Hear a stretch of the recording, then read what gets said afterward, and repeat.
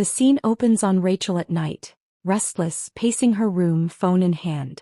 The script slows on small details. A packed hoodie, a crumpled school permission slip she never used, and a look that mixes fear with determination. She's been bottling resentment for months. Brady's rules, Kristen's absence, the whispers at school. The audience already knows she's been sneaking out, but here we finally see the how in emotional terms rather than procedural detail. She slips away while Brady thinks she's studying, texts a friend a single emoji, and walks toward the bus stop as if she's going to a late study group. The secrecy is about more than logistics. It's Rachel choosing secrecy because she thinks it buys her control. Cut to the prison visiting room. The setting is stark. Fluorescent light, institutional chairs, the low murmur of other visitors. Kristen sits across the plexiglass, her expression guarded, the old confidence wobbling.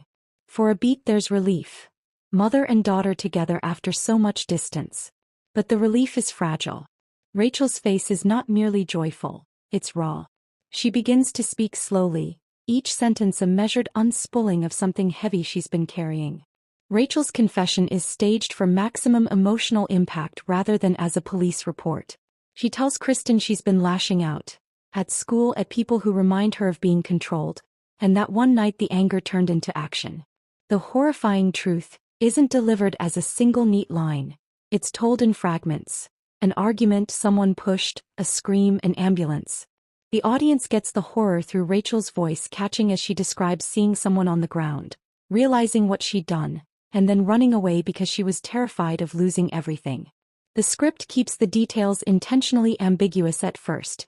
We feel the weight of the act without an immediate forensic explanation, which makes Kristen's reaction more complex. Kristen's reaction is the heart of the sequence.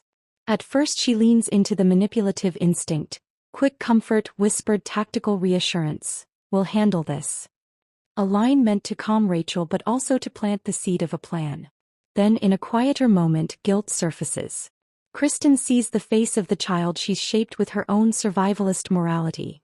Someone who uses dodges and deception because that's what she was taught. For the first time in a long while, Kristen's maternal instinct collides with the consequences of her legacy. She's elated Rachel is loyal, terrified Rachel is a danger, and sickened by the realization that her own example helped get her here. Tension rises instantly because the secret cannot plausibly stay hidden. Kristen urges Rachel to be honest with Brady. Rachel refuses, terrified of losing her father's love and the shelter he provides. Kristen, for reasons that will split viewers' loyalties, offers two contradictory pieces of counsel in rapid succession. Protect yourself and then, in a softer beat, face what you did. That internal contradiction defines her. Survivalist instinct versus a sliver of real parental care. From a plot mechanics perspective, the scene seeds multiple fallout threads.